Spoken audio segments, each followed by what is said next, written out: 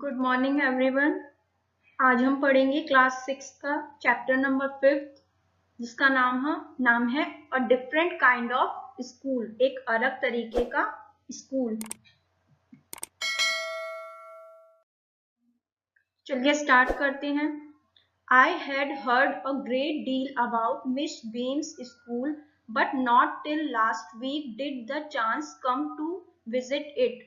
I had heard a great deal about Miss Beam's school, कि मैंने miss beam की जो स्कूल है उसके बारे में बहुत कुछ सुना है, but not till last week, लेकिन पिछले सप्ताह के अलावा did the chance come to visit it, मुझे वहां पर जाने का मौका नहीं मिला।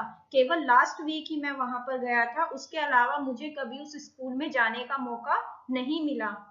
When I arrived, there was no one in sight but a girl of about 12. When I arrived, और जब मैं वहां पहुंचा, there was no one, तो वहां पर कोई नहीं था, inside but a girl of about 12, तो वहां पर मुझे कोई नहीं दिखाई दिया सिवाय एक 12 साल की लड़की के। Her eyes were covered with a bandage, और उसकी जो आंखें थी उस पर पट्टियां बंधी हुई थी, जैसा कि आपको पिक्चर में दिखाई दे रहा है। आंखों पे उसकी क्या बंधी हुई थी? पट्टी बंधी हुई थी। And she was being led carefully between the flower beds by a little boy, और उसे एक छोटे लड़के के द्वारा, फ्लावर बेड्स होती है फूलों की जो क्यारियां होती हैं, उनके बीच में से सावधानी पूर्वक ले जाया जा रहा था। क्योंकि उसकी आंखों पे तो पट्टी बंधी थी, तो उसके साथ जो एक छोटा लड़का था वो उसे हाथ पकड़कर फूलों की जो क्यारियां थी उनके बीच में से सावधानी से ले जा रहा था। Who was about 4 years younger, और वो जो छोटा लड़का था वो उस लड़की से 4 साल छोटा था। She stopped and it looked like she asked him who had come. She stopped, वो रुकी, and it looked like, और मुझे ऐसा लगा, she asked him, वो उस छोटे लड़के से पूछ रही है, who had come, कि कौन आया है। He seemed to be describing me to her, और वह मुझे ऐसा लगा कि वह उसे मेरे बारे में बता रहा था। Then they passed on, और फिर वो चलने लग गए। Miss Beam was all that I had expected, middle-aged, full of authority, yet kindly and understanding. Miss beam जो थी was all that I had expected, वो बिल्कुल वैसी ही थी जैसे मैंने एक्सेप्ट किया था या जैसा मैंने सोचा था। मिडिल एजेड, बीच की उम्र की, फुल ऑफ अथॉरिटी, रोबीले स्वभाव वाली, यट काइंडली, लेकिन फिर भी क्या था, वो दयालु थी, एंड अंडरस्टैंडिंग, और बहुत ही समझदार थी, यानी वो दूसरों की बातों को समझती थी। Her hair was beginning to turn grey, and she had the kind of plump figure that is likely to be comforting to a homesick child. Her hair was beginning to turn grey, उनके जो बाल थे वो धीरे धीरे क्या सफेद होना स्टार्ट हो गए थे। and she had the kind of plump figure, और उनका जो शरीर था, प्लम फिगर यानी बहुत ही गोलू मोलू सा या मोटा था। that is likely to be comforting to a homesick child, जो कि एक बच्चे को जिसको घर की याद आ रही हो उसे क्या करता है, कंफर्ट प्रदान करता है। जैसे वो उन्हें, उन बच्चों को अपनी मम्मी की तरह लगती है, वो उनकी बातें सुनती हैं। तो इस तरह से जिन बच्चों को अपने घर की याद आ रही होती है वो उन्हें मतलब कंफर्ट प्रदान करती है, उन्हें सहायता करती हैं।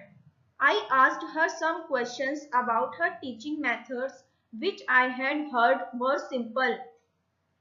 I asked her some questions, मैंने उनसे कुछ क्वेश्चंस पूछे, कुछ प्रश्न पूछे, about her teaching methods, उनके पढ़ाने के तरीकों के बारे में, which I had heard were simple, जो कि मैंने सुना था कि बहुत ही ज्यादा सिंपल है, यानी उनका पढ़ाने का जो तरीका है वो बहुत ही ज्यादा सिंपल है।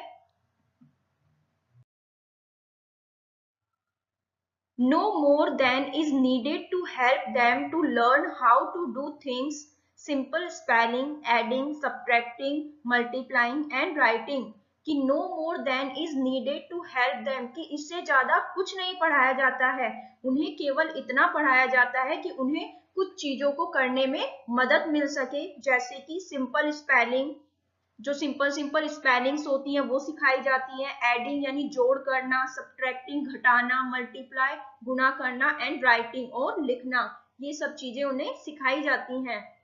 The rest is done by reading to them and by interesting talk, और बाकी की जो चीजें हैं वो उन्हें पढ़कर और जो इंटरेस्टिंग टॉक्स यानी रोमांचक जो बातें हैं उनके द्वारा सिखाई जाती हैं। During which they have to sit, और इसके दौरान उन्हें बैठना पड़ता है, still and keep their hands quiet, और जब वो ये सब कर रहे होते हैं यानी जब वो पढ़ रहे होते हैं और इंटरेस्टिंग बातें कर रहे होते हैं पढ़ाई के बारे में, उस दौरान उनको क्या करना पड़ता है, बिल्कुल चुप बैठना पड़ता है और अपने हाथों को भी बिल्कुल शांत रखना पड़ता है। There are practically no other lessons, और इसके अलावा कोई और पाठ उन्हें नहीं पढ़ाया जाता है।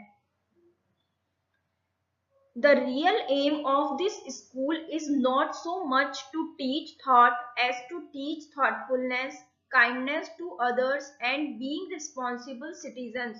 The real aim of this school, कि इस स्कूल का जो real aim यानी जो वास्तविक जो लक्ष्य है वो क्या है, is not so much to teach thoughts, ज्यादा से ज्यादा विचारों को पढ़ाना इस स्कूल का लक्ष्य नहीं है, as to teach thoughtfulness, बल्कि क्या है, उन बच्चों को विचारवान बनाना है ताकि वो चीजों के बारे में सोच सके, काइंडनेस टू अदर्स, दूसरों के प्रति दया भाव रख सके, एंड बीइंग रिस्पॉन्सिबल सिटीजन्स, और एक जिम्मेदार नागरिक बन सके। सिटीजन्स मीन्स होते हैं नागरिक, रिस्पॉन्सिबल जिम्मेदार, ये सब बातें उन्हें उस स्कूल में सिखाई जाती हैं। Look out of the window a minute, will you look out of the window a minute, क्या आप एक मिनट के लिए विंडो की या खिड़की से बाहर देखेंगे, विल यू, क्या आप देखेंगे please. I went to the window which overlooked a large garden and a playground at the back. I went to the window, मैं खिड़की के पास गया, which overlooked a large garden, जिसमें से एक बहुत बड़ा बगीचा दिखाई दे रहा था, and a playground at the back, और पीछे की साइड एक खेल का मैदान था। What do you see? आपने क्या देखा? Miss beam asked, miss beam ने पूछा। तो आज हम इसे इतना ही करेंगे, आगे हम इसे नेक्स्ट क्लास में कंटिन्यू करेंगे। Thank you so much.